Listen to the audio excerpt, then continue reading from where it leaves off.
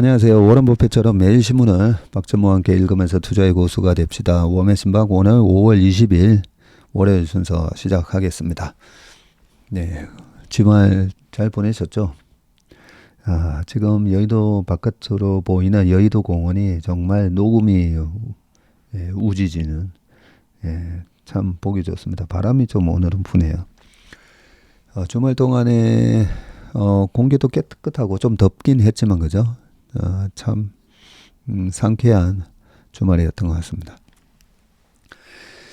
자, 오늘은 또 묵직한 기사들이 좀 있어가지고요. 좀 읽어보겠습니다.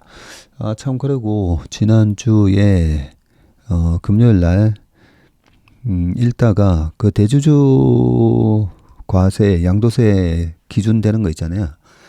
그래서 한 명당 50억이 맞습니다. 네, 저도 그때 기사를 읽으면서 한 1인당 10억이었나? 네, 분명히 그때 연말에 정부에서 그 대주주 요건을 완화를 해줬었는데 좀 늦게 했었었죠. 그때 좀 일찍 했었으면 또 연말 변동성이 좀 덜했을 건데 그때 당시에 12월 26일인가 좀 늦게 발표해서 좀 약간 욕을 들어먹었던 기억이 나는데 그래서 그게 얼마였는가 1인당 50억입니다. 그러니까 1인당 50억이니까 거의 많이 완화시켜 준 거죠. 네, 고맙습니다. 그리고 신문 읽어주시는 것을 매일 듣다가 문득 종이신문 생각이 나서 구독 신청을 하셨다네요. 네, 종이신문을 읽다 보면 우리가 이 인터넷으로 화면을 늘 이렇게 쳐다보는 거랑 종이신문을 이렇게 보는 거랑 확실히 약간 느낌이 다릅니다. 아날로그가 주는 어떤 약간의 편안함, 확실히 그런 게 있는 것 같습니다. 그리고 신문 남는 거 있잖아요. 남는 거는 여러 가지로 또 쓸 데가 많습니다. 옛날에는 신문지에 돌돌 말아서 뭐 풀빵 같은 거 있잖아요. 그죠? 붕어빵 같은 거 보면 신문지에 말아서도 주고 신문지에 비가 와서 젖은 운동화 있잖아요. 젖은 운동화에도 신문지를 이렇게 안에 넣어놓고 집 안에서 말리면 또 잘 마르고 신문지가 여러 가지로 활용이 많이 되니까 또 하나는 이 아날로그로 보면 일일이 클릭해서 들어가서 봐야 되잖아요. 그러면 제목 자체가 그렇게 내가 원하는 제목이 아니면 안 보게 되는데 오프라인 신문은 쫙 펼쳐서 이렇게 보다 보면 타이틀하고 그 내용 또는 사진을 보면서 이런 내용이 있네 하면서 또 보게 되는 그런 효과도 있습니다. 종이신문 신청하셨다는데 나비님이 잘 신청하신 것 같습니다. 그러면서 옆에다가 또 중요한 거 있으면 메모도 하시고 한다니까. 저희 아버지도 지금도 신문 보시다가 중요한 부분이 있으면 그 신문을 사진을 찍어가지고 저희 가족방에 올려주시거든요. 네. 자, 그러면 기사로 넘어가 보겠습니다. 자, 주말에 지난주 금요일이었죠. HLB 하한가 들어갔고 지금도 보니까 오늘도 하한가야 보니까 그 얘기 좀 해보도록 하겠습니다. 자, 소지섭도 투자했는데 HLB 이틀 새 시총 6조 증발이라고 되어 있습니다. 소지섭 씨가 투자한 거는 어떻게 그게 알려졌죠? 일단 기사 좀 볼게요. 지난 17일 불거진 바이오 기업 HLB의 하한가 사태가 20일에도 이어지면서 이틀 새 시가총액 6조가량이 증발했다. 지난주까지만 해도 코스닥 시가총액 2위를 기록하던 HLB는 항암신약 리보세라닙이 미국 FDA에서 통과되지 못하면서 그룹 8개 종목 모두 하한가를 기록을 했고 배우 소지섭 씨 등 연예인들이 투자했다는 소식도 알려졌는데 이를 보고 뒤따라간 투자자들은 주가 하락에 우려하고 있다. 자, 근데 여기서 소지섭 씨가 저 되게 소지섭 씨 좋아하거든요. 그 특유의 이 매력이 있지 않습니까? 그죠? 보면 장동건 씨나 아니면 미국의 그 알파치노라든지 완전히 이 이목구비가 뚜렷한 그런 이미지는 아니잖아요, 보면. 눈도 보면. 근데 이 소지섭 씨의 전체적인 이 풍기는 분위기, 굉장히 분위기 있는 남자죠. 거기다가 몸도 되게 좋잖아요, 보면. 몸도 뭐 완전히 식스팩에다가 저도 보면 소지섭 씨 희한한 매력이 있어서 저도 되게 좋아하는데, 자 근데 우리가 투자할 때 연예인들이 투자했다고 해서 저 사람도 투자해서 하면서 뒤따라가는 게 맞습니까? 근데 그게 소지섭 씨가 그동안에 한 10년 15년 동안 투자를 잘해서 매번 소지섭 씨가 투자하는 종목마다 나중에 참 크게 수익을 냈더라. 그런 게 있으면 모르겠는데 그런 것도 아니었잖아요. 그래서 우리가 뭐 연예인이 뭐 어디에 투자했다 되게 조심해야 됩니다. 그 재작년에 라더견 사태 때도 보면 그때는 임창정 씨였죠. 임창정 씨가 약간 좀 삐끼 역할을 좀 하셨던 걸로 그게 나오긴 하던데, 우리가 약은 약사에게, 진료는 의사에게 뭐 하듯이 그 분야 전문가한테 저걸 해야 되는데, 연예인이 뭘 했다고 해서 따라하는 거는 그건 좀 위험하고요.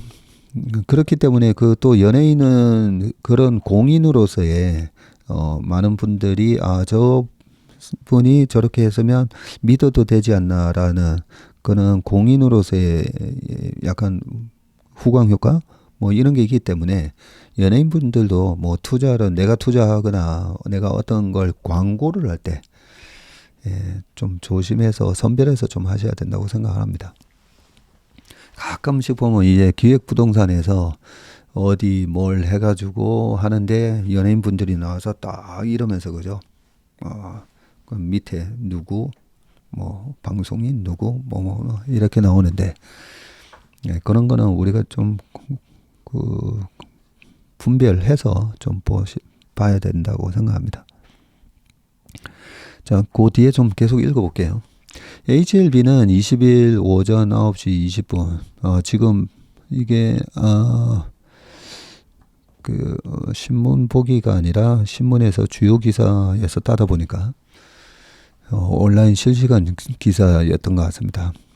20일 오전 9시 20분 기준 장중 전 거래일 대비해서 29.96% 또 하한가를 기록해서 47,000원에 지금 거래가 되고 있고요. 제가 고점이 얼마였는가 찾아봤더니 고점이 꽤 높았더라고요. 10 몇만 원이었는데 보니까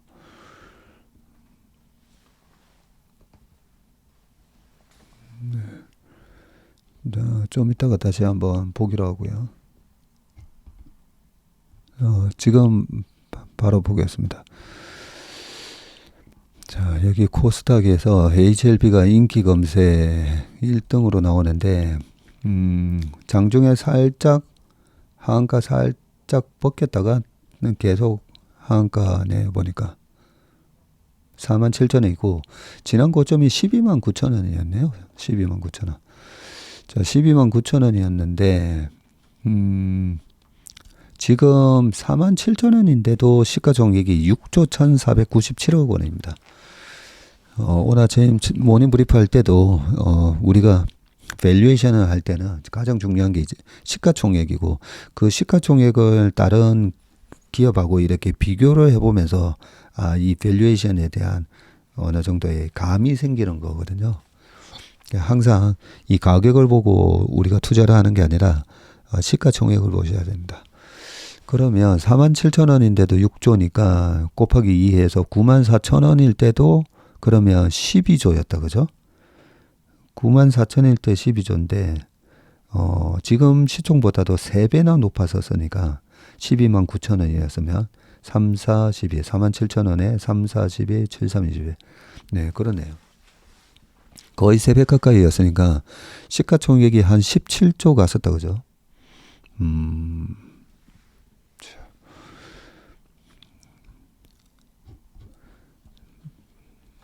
자, 일단 기사를 좀 읽어보면서 말씀드리겠습니다. 자, 그룹사의 HLB 제약 23.94, HLB 생명과학이 14.77% 하락해서 거래 중이고요. 시가총액이 이틀 동안에만 6조 원 가량이 증발을 했습니다. 한국거래소에 따르면 HLB의 20일 기준 시가총액은 6조 3,910억이고요. 한가 사태가 벌어지기 전인 지난 16일에는 12조 5,300억 원 대비해서 6조 원가량이 지금 빠진 것이고요. HLB의 핵심 자산은 리보세나립으로 중국에서는 위암 3차 치료제로 판매 승인을 받은 제품이군요. 중국에서 위암 3차 치료제로 판매 승인을 받은 제품이네요. HLB 측은 리보세나립의 적응증을 간암 1차 치료제로 넓히기 위해서 중국 항서제약의 면역항암제 캄렐리주맙과 병용요법을 통한 미국 시장 진입을 기대해왔다. 위암 치료제인데 중국 항서제약의 면역항암제를 병용해가지고 이게 간암 1차 치료제로 또 확대하기 위해서 미국 FDA 아마 승인을 그렇게 추진했었나 봅니다.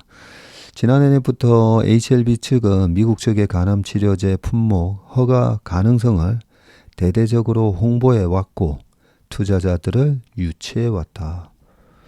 올 3월 총 600억 원 규모의 CB 전환사채를 발행했고 배우 소지섭 씨도 이 전환사채를 샀군요. 네, 수십억 원 규모의 투자를 한 것으로 알려지면서 화제를 모았다.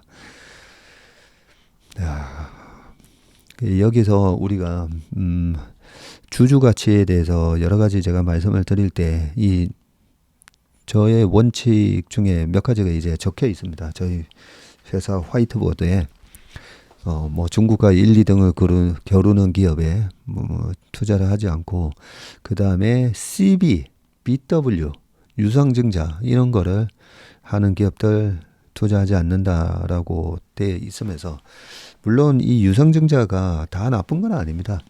주주 가치 측면에서 그런 거죠. 야, 그렇게 장사가 잘 되는데 가게 좀 확장을 해보지. 가게 지금 테이블이 8개밖에 안 되고 뒤에 손님들은 지금 100명이나 맨날 기다리는데 옆에 가게 인수해가지고 테이블을 한 25개로만 하면 그러면 매출이 그죠? 3배 이상 늘어나게 되니까 근데 지금 돈이 가게 확장할 만큼 돈이 없어요. 보증금도 없고 그러면 내가 2억 낼게. 그러면 옆에 보증금 주고 해가지고 가게 확장하자. 그런 식의 유상증자면 괜찮습니다. 워낙 잘 팔리는데 증자해가지고 공장 확장하고 확장하면 무조건 팔리니까. 근데 주식 수가 늘어나기 때문에 실제로는 주주 배정 유상증자를 하기보다는 제일 좋은 건 뭐죠? 차입하는 겁니다. 차입. 얼마 전에도 그 부채를 어떻게 이용하는지에 대해서 말씀드렸죠. ROI 우리가 투자했을 때 Return on Investment라고 하는 이 ROI랑 그 다음에 내가 투자할 때에 이 돈을 조달했을 때 Cost of Capital에 해당되는 이 돈을 빌리는데 은행으로서 이자가 5%? 야, 지금 그 돈 빌려가지고 식당 확장해서 하면 수익이 40% 나오는데 그러면 빌려서 해야 되는 거죠. 자, 그런 경우가 아니고 재무 상태가 안 좋아서 유상증자하는 거 있잖아요. 절대 들어가면 안 되고 손절해야 됩니다. 손절.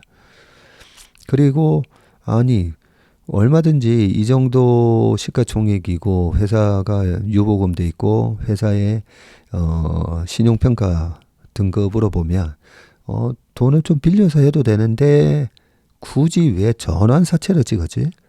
네, 그런 경우에도 전환사채를 찍는 순간 주주가치와 전환사채 투자자, 이 배우 소지섭 씨도 투자를 했다라는 걸 보고 주식을 사신 분들은 정확하게 말씀을 드려서 바보 같은 짓을 한 겁니다. 전환사채 투자자는 이 회사가 망하지만 않으면 3년 동안에 전환사채에 대한 만기가 돌아올 때까지 주가가 위로 안 떴어요. 주식 전환 가격, 뭐 예를 들어서 전환사채 발행을 했는데 3월 달에 발행을 했었으니까 아마 뭐 한 12만 원에 발행을 했다고 치면 뭐 약간 할인을 해서 10만 원에 했다고 치자고요. 근데 주가가 빠지면 어떻게 되죠? 이 전환사채 혹시 HLB 투자하시는 분은 이 600억 원의 전환사채의 전환 그 조건 혹시 보셨습니까? 그 전환 조건 들어가서 전환사채의 전환 가격을 리픽싱, 전환가 조정 조항이 아마 있을 겁니다. 조정해서 주가가 빠지면 보통은 70%까지 주가 조정이 될 수 있게끔. 10만 원인데 주가가 한 5만 원, 4만 원까지 빠졌어요. 그러면 리픽싱이 됩니다. 7만 원으로. 근데 600억 나누기 10만 원인 거랑 전환 가격. 근데 600억 나누기 10만 원이 아니라 리픽싱이 돼서 7만 원이 되면 주식 수가 30% 이상 더 늘어나게 되죠. 주식이. 그러면서 희석이 되죠. 그럼 기존 주주의 가치가 아무래도 훼손되는 겁니다. 근데 똑같은 리스크를 감수하느냐 보면 전환사채 투자자는 주가가 계속 빠져가지고 결국은 3년 지났는데 3만 원이에요. 3년 지났는데 3만 원으로 끝났어요. 그러면 전환사채 투자자는 원금에다가 만기보장 수익률 얼마, 그 이자 받고 끝입니다. 근데 주식 일반 생으로 주식 사신 분들은 주식으로 그만큼 손실이 나는 거죠. 10만 원이 3만 원 되면 70% 손실이 나는 거죠. 그래서 제가 투자하는 기업이 전환사채 발행하면 기분이 굉장히 안 좋아집니다. 이 기업의 성장에 나는 주가의 변동성이라든지 여러 가지 그 주식 투자하는 스트레스를 다 지고 투자를 하는 건데 전환사채 투자자는 주가 변동성에도 아무 상관없죠. 어차피 주식을 전환하기 전까지 왔다 갔다 하는 변동성에서 밑에서 사고 위에서 팔거나 뭐 위에서 고점에서 이걸 팔아야 되나 마냐 고민을 할 필요가 없으니까요. 그냥 전환을 충분히 할 수 있을 만큼의 주가가 올랐을 때 이제 주식으로 전환할게요. 회사에다가 얘기해서 주식 전환해가지고 주가가 올랐을 때 위에서 팔고 나오면 되거든요. 주식 투자자와 전환사채 투자자는 엄연하게 굉장히 불공평하다고 보시면 됩니다. 자, 그런 차원에서 이번에 혹시라도 실수를 하셨더라도 좀 이번에 그 교훈으로 좀 삼으셨으면 좋을 것 같아요.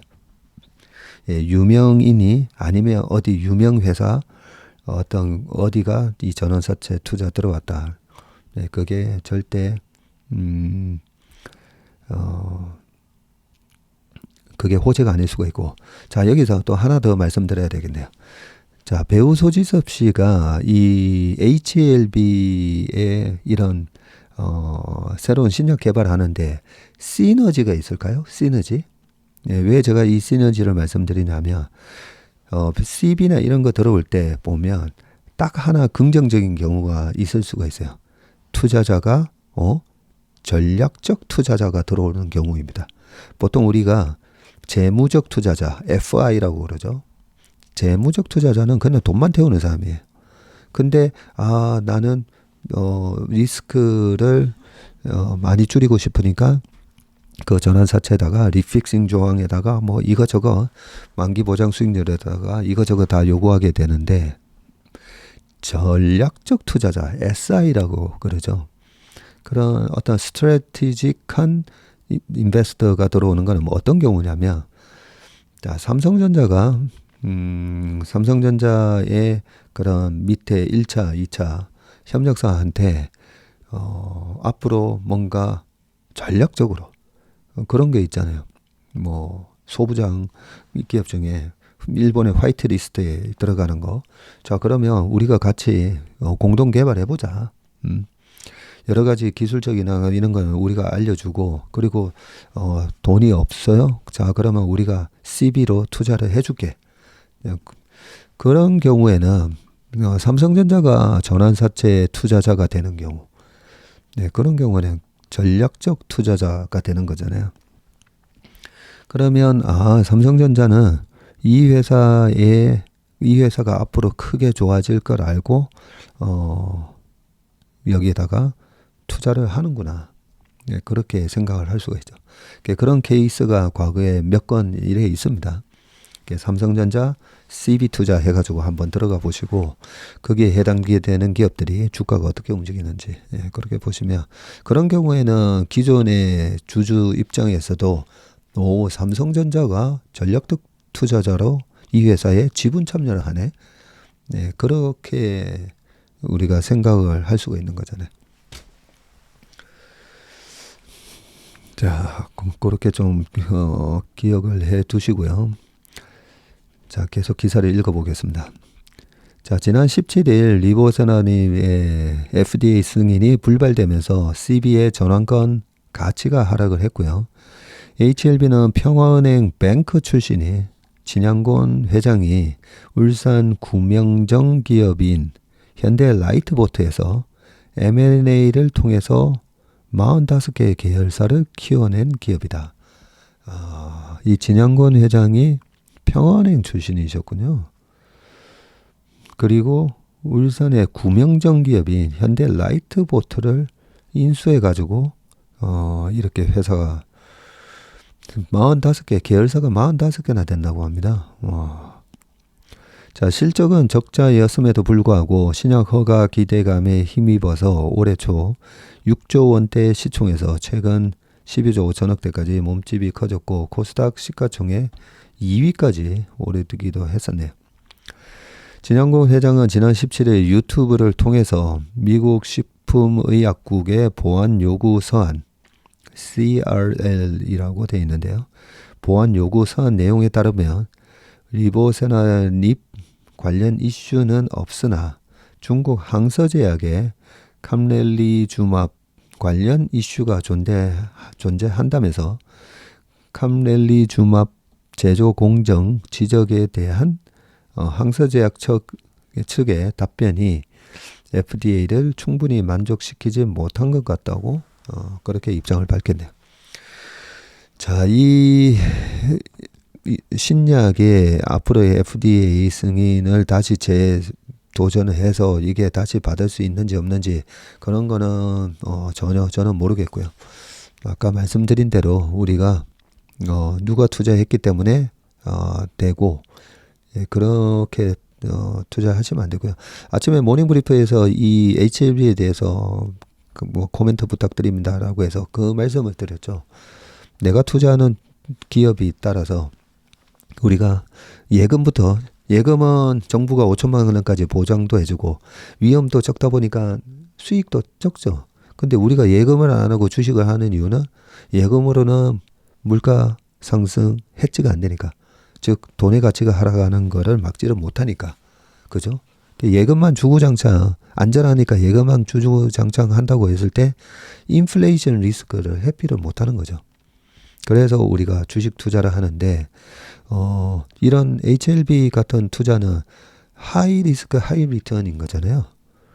그래서 내가 어떤 투자를 하는가, 삼성전자를 투자하는 거랑 KB은행에 투자하는 거랑 KTNG에 투자하는 거랑 그리고 HLB에 투자하는 거랑 에코프로에 투자하는 거랑 다 다릅니다. 예. 내가 투자하는 기업이 보통 피터린치는 6개로 이 분류를 하고 있죠. 보면 고성장주, 턴어라운드 주, 자산주, 아니면 고배당주, 그리고 몇 개가 더 있죠. 블루칩이라든지 시클리클인지 그런 걸 보면서 내가 투자하는 기업에 리스크와 기대 수익이 어떤 그래프 페이오프를 가지는지 네, 그걸 알고 투자를 해야 됩니다. 그 개념이 제가 봤을 때는 90%, 95%는 그 개념이 저는 없다고 생각합니다. 그래서 보통은 그런 말씀 하시죠. 작년도 그랬고 재작년도 그렇고 뭐 초전도체도 그랬고 뭐 올라가면 저게 수익률이 훨씬 좋은 기업인데 왜 저런 주식을 왜 투자 안 하냐고. 그죠? 왜 저런 주식을 보면 그렇게 많이들 생각하시잖아요. 그리고 그 주식을 내가 투자 안 하고 있으면 뭔가 그 포모 현상 느끼신다 했잖아요. 네. 하이 리스크 하이 리턴이에요. 그러면 하이 리스크 하이 리턴에도 가서 매매하는 사람들 있잖아요. 그 굉장히 트레이딩의 고수들이 가서 투자를 합니다. 거기는. 트레이딩의 고수들이 가서 그 영역에서 5%돈 벌고 95%는 다 네, 돈 잃고 나오거든요. 왜 돈 잃고 나오냐면 거기는 트레이딩 영역인데 나는 투자를 한다라고 착각을 하고 있잖아요. 제가 뭐 투자와 트레이딩은 좀 다른 개념으로 늘 말씀드리는데 그렇게 내가 투자하는 기업에 대해서 우리가 뭐 바이오부터 여러 가지 많습니다. 그죠? 내가 투자하는 기업이 그 카테고리를 했을 때 어떤 건지 블루칩인지 제가 뭐 자주 강조드리는 핵심 우량 자산인 건지 그죠? 네, 잘 그렇게 그 개념부터 정립이 돼야 될 거라고 생각을 합니다. HLB로 너무 많은 시간을 제가 허비했네요. 자, 두 번째 기사입니다. 대만 총통 오늘 취임이라고 되어 있습니다. 자, 라이칭더 정부 출범 현장 김성모 기자 대만 르포라고 되어 있는데 이 대만과 중국 양안 관계에 있어서 여러 가지 또 뭐 중동 이슈처럼 이쪽에는 아시아에서는 항상 이쪽이 약간 이 투자를 할 때 있어서 노이즈가 되는 경우가 많잖아요.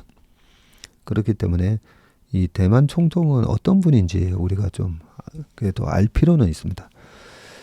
자, 대만의 라이칭더 총통 대통령격이라고 합니다. 이 총통의 취임식이 열리기 하루 전인 19일 타이베이에서 만난 시민들은 새 총통에 대한 기대와 불안을 동시에 드러냈고요.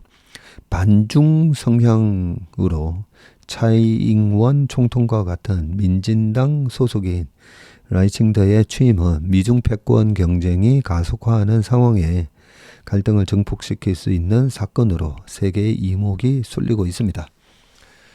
라이칭더가 대만 독립 노선을 유지하며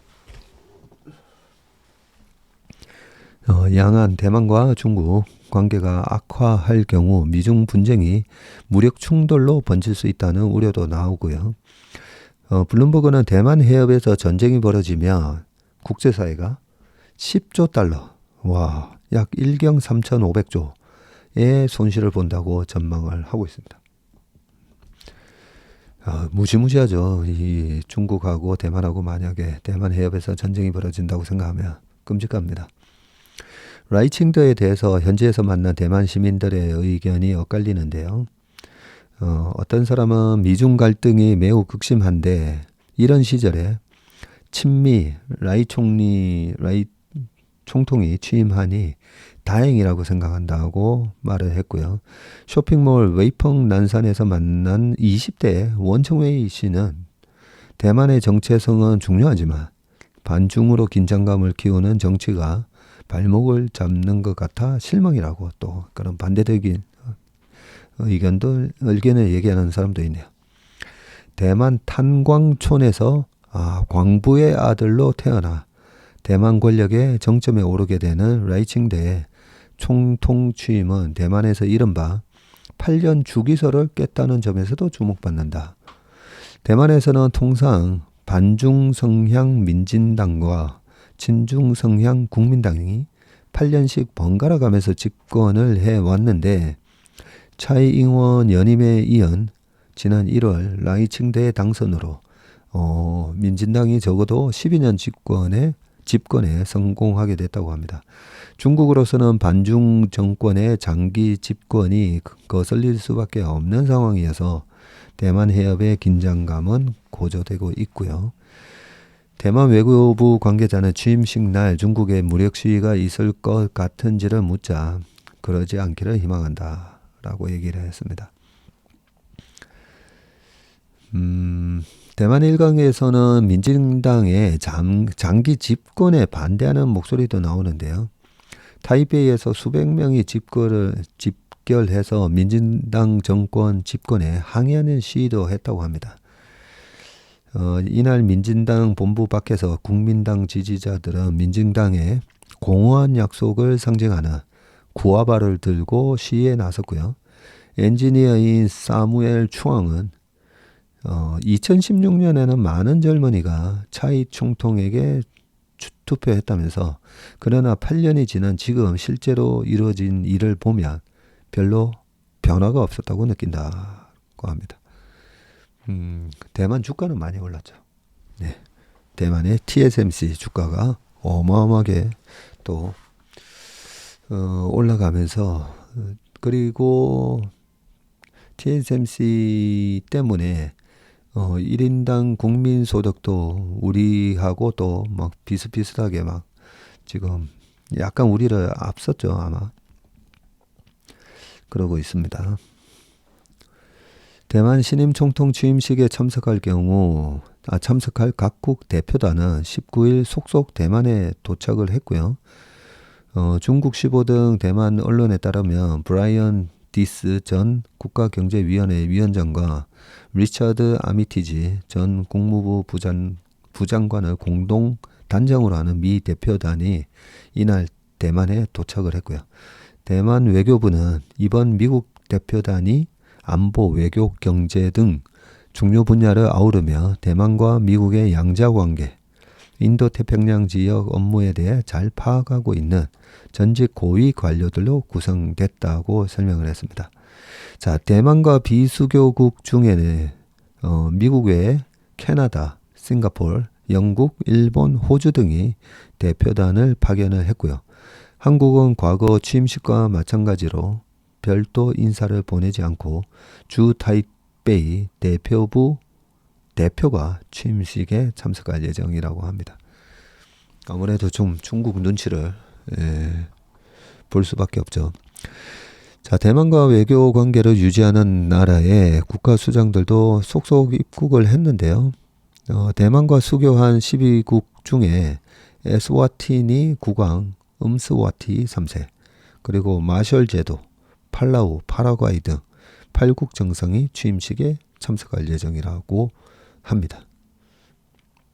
네, 나머지 4국도 고위급 대표단을 파견을 했는데 중국이 대만을 압박하기 위해 여러 나라의 대만과의 단교를 압박하면서 차이잉원 총통 재임 8년 동안 온두라스, 니카라과 등 10개국이 대만과 외교 관계를 단절해 했습니다.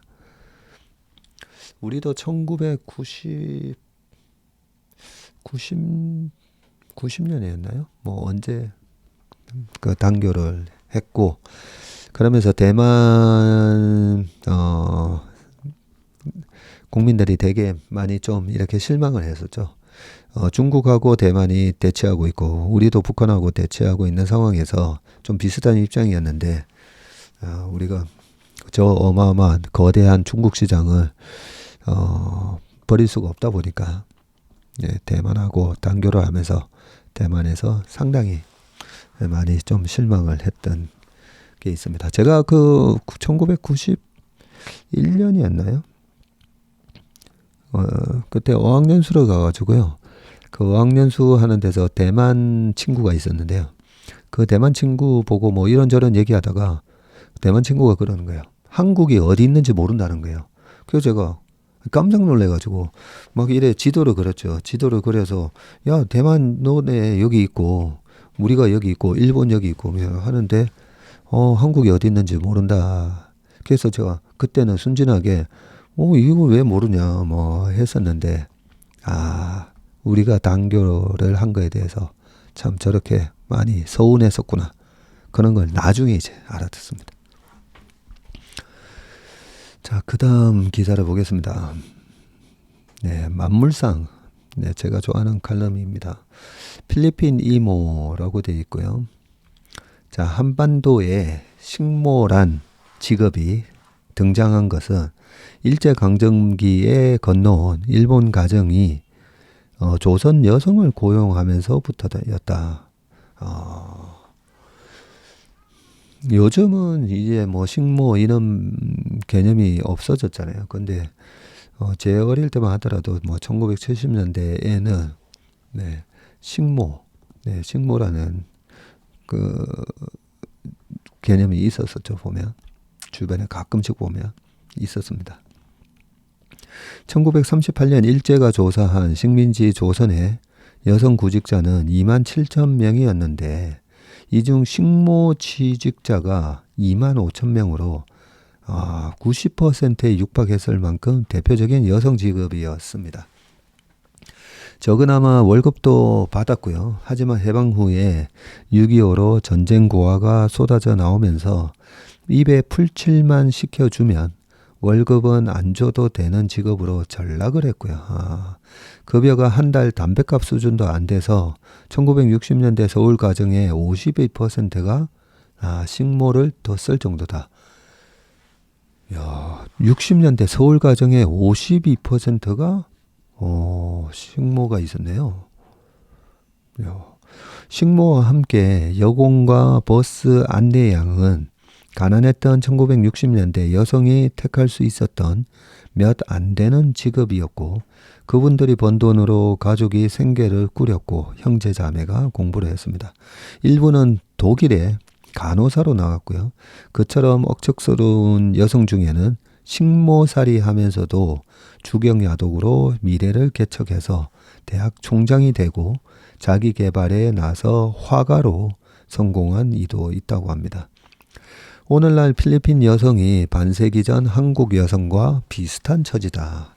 1960년대만 해도 아시아에서 일본 다음으로 잘 살고 1인당 국민소득이 우리의 2배였던 나라가 지난 반세기 추락을 거듭해서 전 세계의 저임금 노동자를 200만 명 넘게 내보내는 처지가 됐다.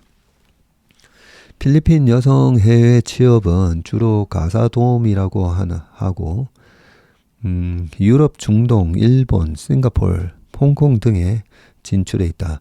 홍콩에서는 최저임금만 받아도 필리핀 의사 수준. 야, 필리핀에서는 의사도 얼마 못 버나 보네요. 자, 고생스러워도 외국 식모살이를 각오하는 이유이다라고 되어 있습니다. 예전에 뭐 싱가포르에 계시는 지인들 얘기하는 거 보면 그때 벌써 2005년이기는 했지만 한 15만 원 정도 월급이 한 15만 원 정도 된다라고 했던 기억이 나는데 지금은 그거보다는 좀 많겠죠. 그죠? 물가 상승도 있고 하니까. 자, 필리핀 가사 육아 도우미가 오는 9월쯤 한국 땅을 밟는다고 합니다. 맞벌이 증가와 고령화로 인해서 늘어나는 돌봄 도우미 수요를 국내 공급으로는 감당이 안 돼서 받아들이기로 했고요. 벌써부터 필리핀 이모라는 별명이 붙었고요. 이왕 받아들이기로 했으니 한국과 필리핀 두 나라에 이익이 되었으면 한다. 일부 중동 국가들이 필리핀 가사 도우미를 학대하거나 성폭행해 국제적 비난을 샀고요. 우리는 그런 일이 없어야 한다. 불과 반세기 전만 해도 우리가 그들 처지였다. 1960년대 저임 노동에 시달리던 식모와 버스 안내양, 여공을 얕잡아 부르던 말이 삼순이였다. 삼순이의 그래요?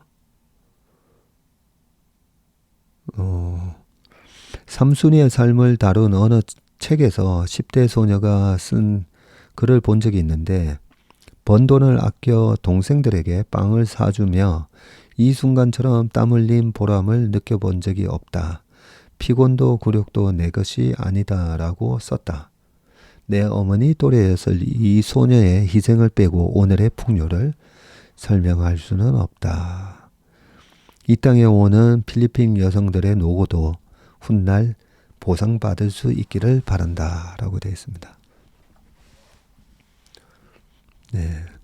이 얘기하니까 참 제 마음속에 항상 늘 마음속에 우리가 죽기 전에 뭔가 이렇게 좀 사과를 하고 싶은 그런 사람들이 한 명씩 있잖아요. 보면 저희 집 제가 어렸을 때도 저희 아주 먼 친척에 해당되는 성도 다르고 했기 때문에 먼 친척이라고는 부모님이 얘기하셨지만 사실상 따져보면 이제 친척은 아닌데 저희 집에 와 있었던 누나가 있었습니다. 누나. 그런데 누나가 있었는데 그 어릴 때 저보다도 뭐 2살이나 더 많은 누나였는데 그 누나한테 누나라는 소리를 안 했었어요. 어릴 때. 그래서 어머니가 계속 야 누나라고 불러라고 하는데 그때는 뭐 때문인지 뭐 이상한 똥꼬집으로 그 누나라는 얘기를 안 불렀는데 그게 두고두고 제가 참 미안하고 후회가 되더라고요. 네, 그때 남의 집살이 하면서 참 마음적으로도 심적으로도 참 많이 힘들었을 건데 네, 그때 그렇게 하지 못한 게 평생 제 마음속에 후회가 되고 제가 좀 유명해졌으니까 저희 회사로도 혹시라도 이 웜의 신방을 보고 계실지도 모르겠는데 혹시 보고 계시다면 회사로 연락을 한번 주시면 제가 정말 극진하게 한번 식사 대접 한번 하겠습니다.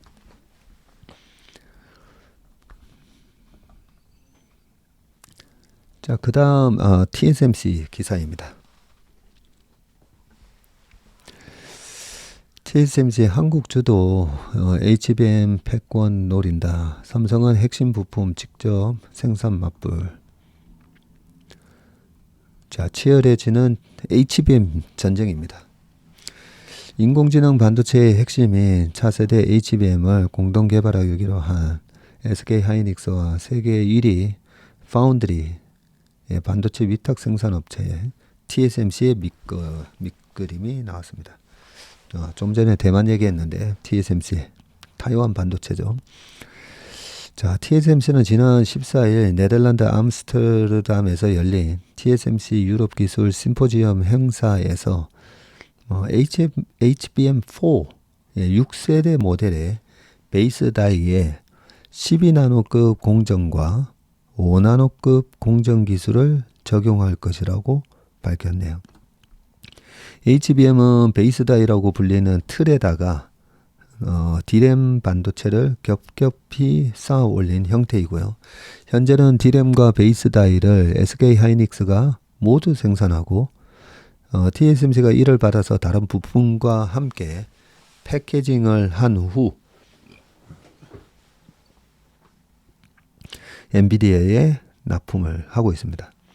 하지만 베이스 다이를 TSMC가 최첨단 공정으로 생산하기로 하면서 HBM 시장에서 TSMC의 기술적 영향력이 크게 확대될 수밖에 없다. 글로벌 AI 반도체 시장은 엔비디아와 그리고 SK 하이닉스가 HBM 생산하고 TSMC가 이제 패키징을 하는 이런 3자 연합이 각자 역할 분담을 하면서 주도해 왔고요.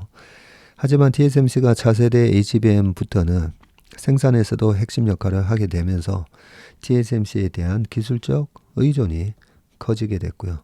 반면 삼성전자는 베이스 다이까지 직접 생산하면서 이에 맞설 계획이다 라고 합니다.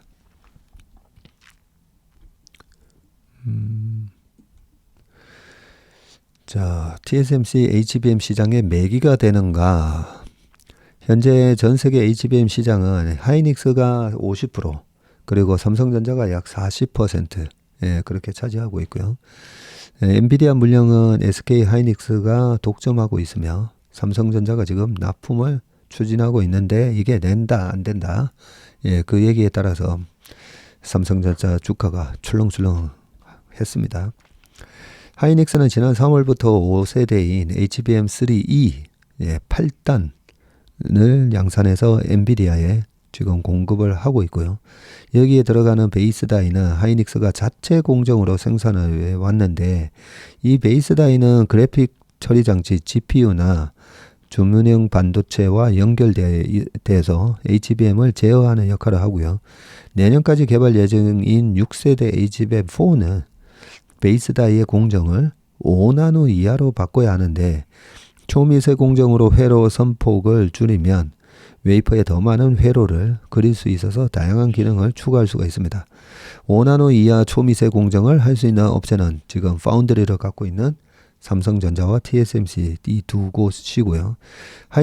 하이닉스로서는 HBM 경쟁자인 삼성전자와 베이스 다이 개발을 할 수가 없기 때문에 삼성전자한테 맡길 수는 없기 때문에 TSMC가 유일한 선택지고 6세대 이후 HBM에서 베이스 다이의 역할이 중요해지면서 HBM 시장의 판도에도 변화가 생긴 것이다. 하이닉스와 삼성전자가 양분하는 HBM 생산 시장에 TSMC가 비집고 들어온 셈이고 게다가 차세대 HBM에서 패키징 역할이 더욱 강조되면서 AI 반도체 시장에서는 TSMC의 입지는 더 강해질 전망입니다. 하이닉스 측은 TSMC와는 상호 협력과 협업을 하는 관계이지 어느 한쪽이 다른 한쪽에 일방적으로 의존하는 관계는 아니다라고 했습니다. 네.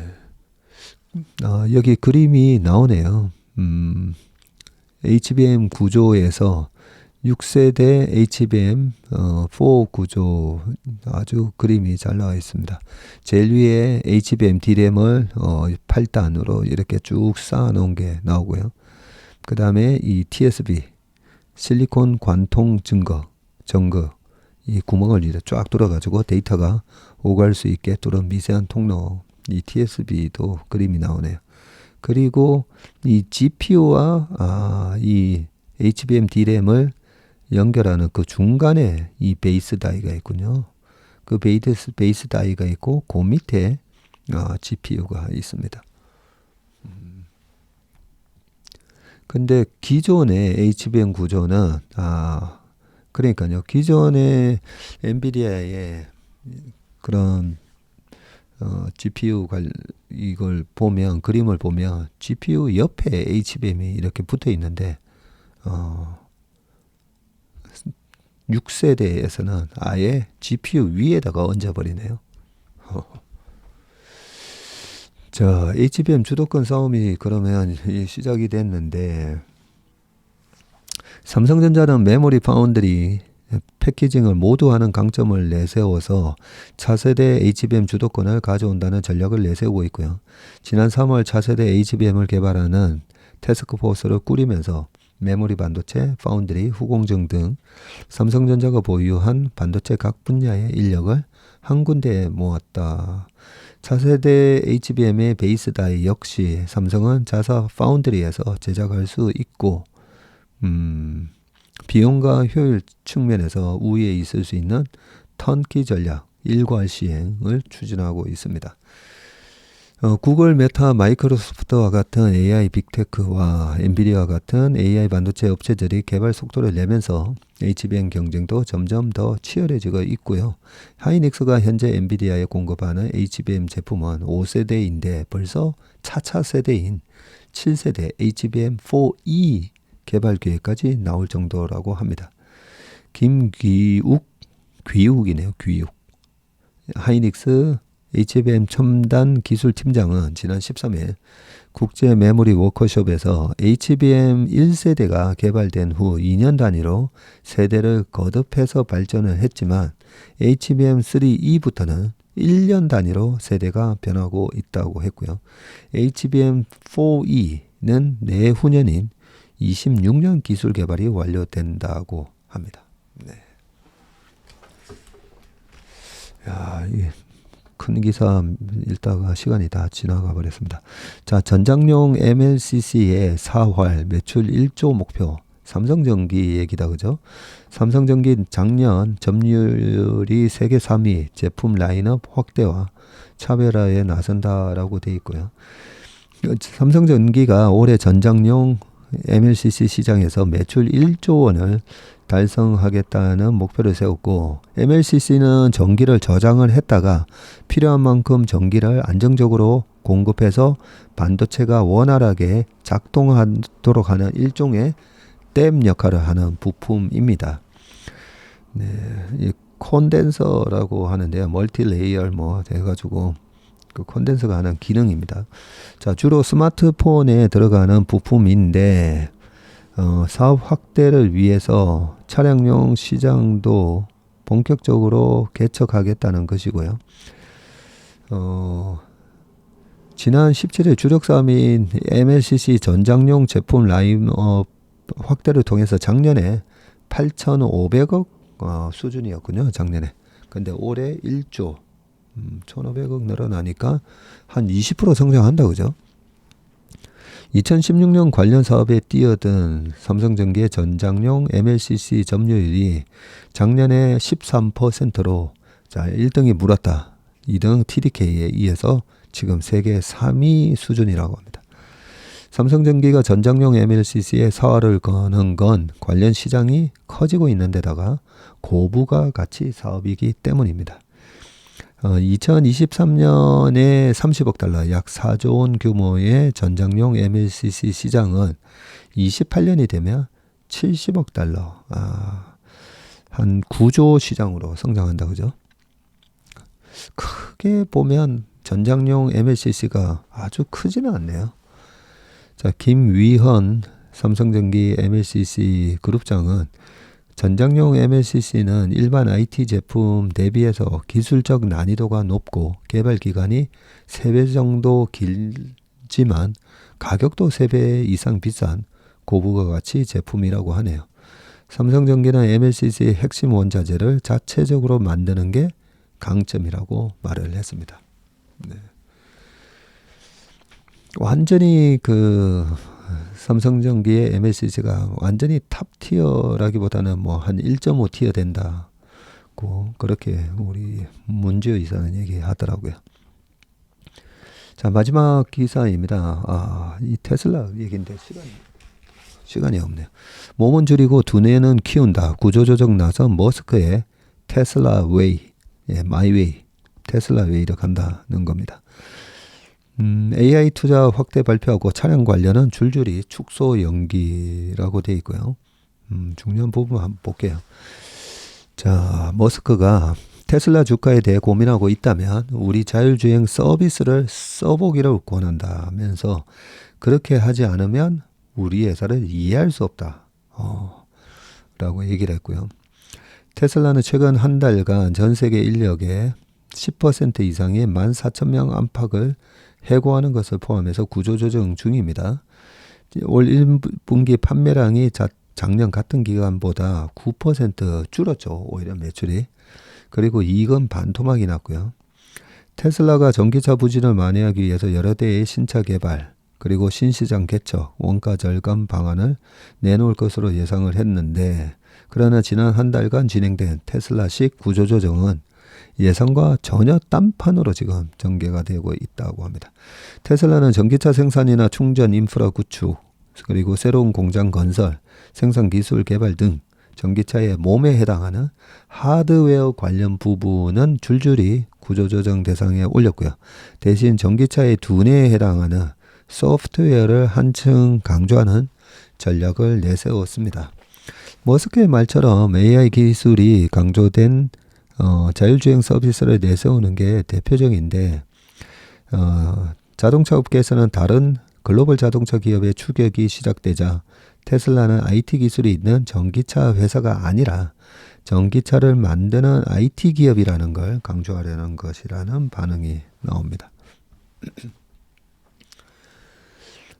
네, 여기 표가 나오는데요. 구조조정 중인 테슬라의 선택인데 어떤 걸 감속하고 어떤 걸 가속화했는지, 네, 생산 효율 높이는 차세대 기가 캐스팅 기술 개발 중단했고요. 인도 전기차 신공장 건설 연기했고요. 전기차 충전소 슈퍼차저 사업부 500명이나 해고했다고 합니다. 자, 반면에 8월 자율주행 차량 로보택시 서비스를 공개하기로 했고요. 연말까지 AI 반도체에 2조 원을 추가 투자하고 내년 말에는 인간형 로봇 옵티머스 판매를 시작한다고 되어 있습니다. 네. 자, 뭐 밑에 쭉 내려와서 AI에 더 집중한다는 테슬라인데, 현대차 그룹이나 폭스바겐이나 BMW 등 전기차 추격자와 비교해서 전기차 자체만으로는 품질 생산성 면에서 차별화하기 어렵다라고 판단해서 테슬라가 이렇게 구조조정을 하는 이유다라고 되어 있고요. 테슬라는 대신 구조조정 초점을 전기차 소프트웨어 경쟁력 강화에 맞추고 있고, 예, 자율주행 택시부터 자율주행이 없는 차를 타는 것은 최신 플립폰을 들고 말을 타는 것과 같을 것이라고 머스크가 얘기를 했었네요. 테슬라는 또 자율주행용 AI를 개발하는 데 쓰는 반도체 수를 현재 3만 5천 개에서 연말에는 8만 5천 개까지 늘리기로 했고요. AI 학습 속도를 더욱 높인다는 뜻이라고 합니다. 현재 대표적인 AI 반도체인 엔비디아 H100이 한 개당 5천만 원 안팎인 점을 감안하면 연말까지 2조 원 안팎에 추가 투자하는 셈이고, 이를 통해서 AI를 활용한 로봇 옵티머스 개발도 고도화해서 내년 말 판매하는 것을 목표로 하고 있다. 다만 불안 요소도 많은데 GM의 자율주행 기어 크루즈가 작년 미국 샌프란시스코에서 인명사고를 내는 등 자율주행 서비스에 대한 회의가 커지는 상황이고, 테슬라의 로봇택시 등도 단점이 부각될 경우에 테슬라에 대한 비관론이 더욱 짙어질 수 있다. 자, 테슬라의 주가는 벌써 420불 했다가 지금 170불까지 많이 빠졌습니다. 그죠? 시가총액도 조금 이제 착해졌고요. 1조 5천억 달러 이상이었다가 지금 한 7천억 달러 정도까지 떨어져 있으니까, 자, 테슬라 주가는 지금 왔다 갔다 하면서 이렇게 쐐기형의 그런 조정을 받고 있는데, 큰 그림으로 보면 이 테슬라의 기업 가치는 계속 상승을 하느냐, 아니면 경쟁이 심화돼서 미래의 기업 가치가 지금 훼손이 되는가, 그렇게 봐야 되는데, 핸드폰도 삼성이 1등 했다가 지금은 중국이 또 1등 했다가, 중국이 전체적으로 1등은 아니죠. 이제 합치면 삼성전자보다 그 점유율이 높긴 한데, 그 하드웨어 쪽에서의 그런 경쟁은 어쩔 수 없다고 봅니다. 근데 애플이 만든 그런 생태계를 만들 수 있는가? 네, 그게 관건이고요. 그런 걸 보면 테슬라가 로봇, 그 다음에 저궤도 위성, 그리고 자율주행, 그리고 그 자율주행을 다른 자동차한테도 그걸 팔 수 있을 줄 모르겠지만, 뭐 이런저런 거를 생각을 해보면 테슬라의 기업 가치 자체는 하드웨어의 경쟁은 심화돼도 기업 가치는 전체적으로 상승을 할 수 있다라고 생각합니다. 단지 주가는 영업이익률이 16.8% 됐다가 지금은 영업이익률이 계속 떨어지고 있기 때문에 테슬라의 주주분들은 내가 언제 물을 탈 건가는 테슬라의 영업이익률이 2분기 연속 개선되는 모습을 보일 때, 그때 본격적으로 추매를 하셔도 되지 않을까, 그런 생각을 해봅니다. 네, 오늘 웜의 신방은 여기까지 하고요. 이번 한 주도 화이팅 넘치시는 그런 한 주 되시길 바라겠습니다. 고맙습니다.